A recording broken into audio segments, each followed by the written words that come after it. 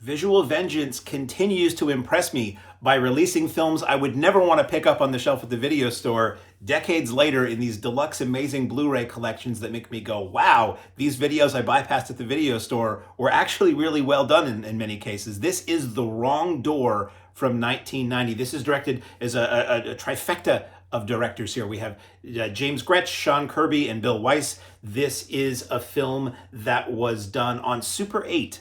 Now, I don't know if you know what that means. Super 8, so this is not to scale, but 35 millimeters about that big, 16 millimeters about that big. Super 8's about that big. Super 8 is what people shot when you talk about home movies.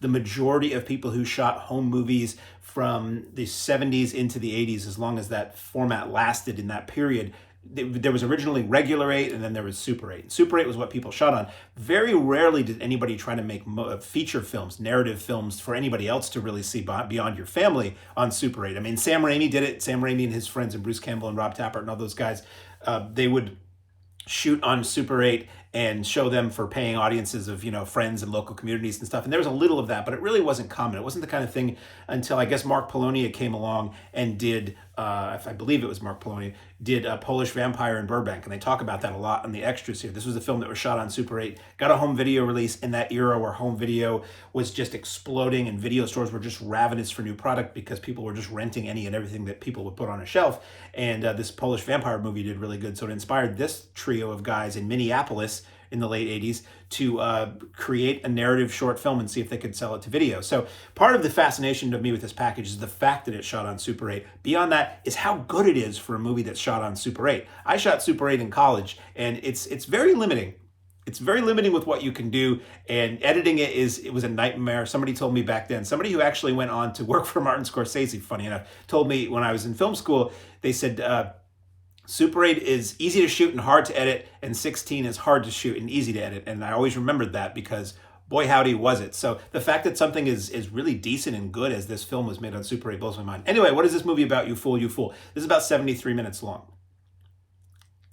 So this is a young guy in college. He's in an audio production class. He's in a class to create like an audio drama, like a radio show or something like that. And he's working on that one night, and he gets a call because apparently on the side he works as a singing telegram person, and he puts on his jester's outfit and he goes to go to a party to deliver said singing telegram. He knocks on, get ready for it, the wrong door.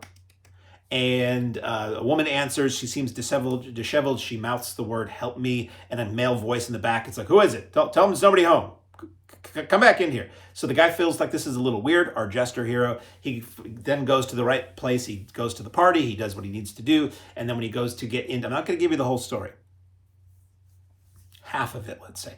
He gets in his car to leave, and he realizes that woman is now in the backseat of his car, and she is either dead or very, very close to it. And then the night gets less fun and more interesting for this guy from there. So it's a thriller. It's a very Hitchcockian, De Palma, which is to say Hitchcockian kind of thriller where this guy is on the run from the person who was responsible for that dead body. And will he survive the night is the question. So again, color Super 8 sound, sync sound oftentimes, sometimes not. And just really well done. Like you would never know this was done on Super 8. It's 4:3, so it's square in your TV because that was the shape of home video. That was the shape of everything at the time, that unless it was a theatrical film, the attempt for this was to go straight to VHS. And it's a decent little, tight little film. I was surprised how much I liked this. I was like, I pop in these Visual Vengeance titles. I should know by now because they've all been good so far. But a lot of these I pop in and I'm like, oh, this is going to be a rough one. And then it turns out to be really entertaining. I think they're just making sure they pick, good movies to release. And this is yet another. This is like 3 for 3 in these movies that I've enjoyed. I mean, one of them, Lichen Colony, was horrible, but it was so horrible, it was hilarious. So I would count that technically as good. So anyway, what do we have? So I will read to you the extras and I'll show you the packaging, which is like half the thrill of these Visual Vengeance things. So we have a commentary by directors Bill Weiss and Shawn Korby. We have a commentary by director James Groetsch and producer Shawn Schoenbaum. We get a featurette called Men Make Movie If Not Millions, The Making of the Wrong Door. That's 43 minutes. And that is the 3 directors talking a lot about the making of the film and a lot of footage from the film and behind the scenes photos and location stuff. It's really well made, and it's fascinating and very entertaining about these three just nice guys who had made some Super 8 shorts and were working in the edges of film production, decided, let's try to make some money. And as it said, as is the case so often, they made a movie, if not millions. So then we have interviews with each of the directors. We have an interview with co-director James Groetsch, that's 30 minutes. There's some duplication of the content from this interview from the main piece. Basically, these interviews I'm going to tell you about were done, and portions of them were used for that making of, and then there's some of the same thing. Like if you watch the making of, you're going to see some of the same footage and some of the same stories in these individual director interviews, but each of those interviews sort of expands more upon the story of each of these guys, what they've done since the film, and the making of the film. So you get an interview with co-director Shawn Korby, 21 minutes. You get an interview with co-director Bill Weiss, that's 37 minutes. You get an interview with actor Matt Felmlee, who is the star of the film, that's 21 minutes, who is now a flight attendant, interestingly enough. So you may watch this film, then you may take a jet somewhere across the country and be like, were you in the wrong door? You get a distributing the wrong door interview with Chris Gore, who's also in that making of. And Chris Gore was the editor of Film Threat magazine, which is a magazine I loved when I was in college because it was like the alternative to Premiere magazine, which was the big glossy movie magazine. And Film Threat was like the edgy, thumbing their nose at convention. Film Threat was the magazine that put Dario Argento on the cover for a movie that barely got released here, that put Freaked, or Hideous Mutant Freaks, which it was called. They would devote these huge cover stories to these little quirky indie movies that generally would barely get released, but are beloved by a lot of people. They did a big cover story on the Roger Corman Fantastic Four that never got released. So Film Threat was a great magazine. Chris Gore talks about running that magazine and how this film came to him and how they wound up being the first video distributor of The Wrong Door. You get an alternate director's cut of The Wrong Door that is just 66 minutes, and it's rougher looking. It's like an older transfer that was maybe one of the video transfers, or maybe the first transfer they did for themselves. So it doesn't look as good because the main Blu-ray here looks beautiful. This supplemental feature, sorry, I lapse into Max Headroom once in a while because he meant so much to me. Supplemental feature doesn't look quite as good. You have a Super 8 short that was made by one or more of the guys, Raiders of the Lost Bark. It's very, very short, backyard film, 2 minutes long, from 1983. You get a Super 8 short, The Pizza Man, from 1988, and that was a bigger production. I guess that was the final film production for one of these guys. And it's a comedy short. It feels a lot like the Sam Raimi comedy shorts. You get a TV episode, The Gail Whitman Show. It's 22 minutes, and it's a comedy short fishing show that sort of semi-serves as a promotion for another film that these guys made, and sort of autobiographical, and it's kind of odd. I don't know exactly where this would have played. I think it was just a short they did on video.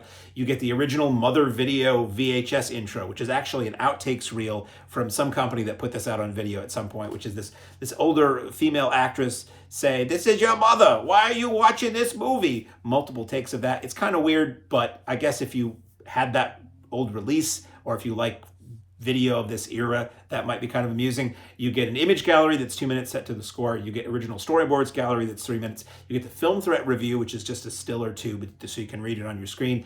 And it's also fun to read the other things they were reviewing in the style of what they reviewed. Film Threat, Chris Gore was saying that Film Threat would review anything that was sent to them. He said at one point we literally reviewed a box of macaroni and cheese. Film Threat was wild.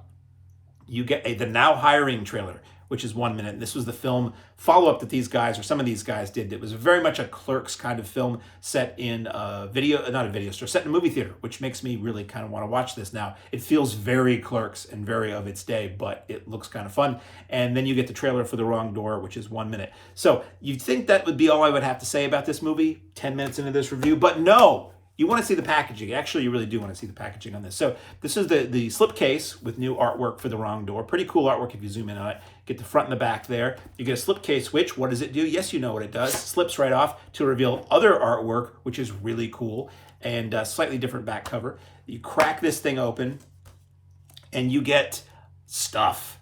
So you get the movie on DVD, and the DVD is made to look, or the Blu-ray is made to look like an audio cassette hub, being that this is about audio. You get something that they've been doing for all these Visual Vengeance releases, a set of video stores type stickers that say things like, shot on video, not for the kiddies, sci-fi, VHS, video nasty, too gory, sick, own this movie, dollar rental, all that stuff. And I think those are different for each of these that come out. You get do not disturb the disturbed. It's a Wrong Door promotional door hanger Do Not Disturb hanger with Visual Vengeance on the back that kind of looks like Best Western, which is pretty sweet. You get a little two-sided, the original poster art and a synopsis of the film. And then you get a mini poster featuring the Blu-ray cover art, which they do for all of these. And then you get a reversible cover that replicates the original home video artwork. So this is a really good release of a pretty decent little movie. If you're open to a film with, nobody in it that you've heard of, that's 4:3, that was shot in 1990 on Super 8, the packaging and the supplements I found just about equally as fascinating and fun as the movie itself. So pretty highly recommended if you're a fan of straight-to-video early 90s stuff from Visual Vengeance, who is just kicking it, knocking it out of the park every time. 1990s, The Wrong Door.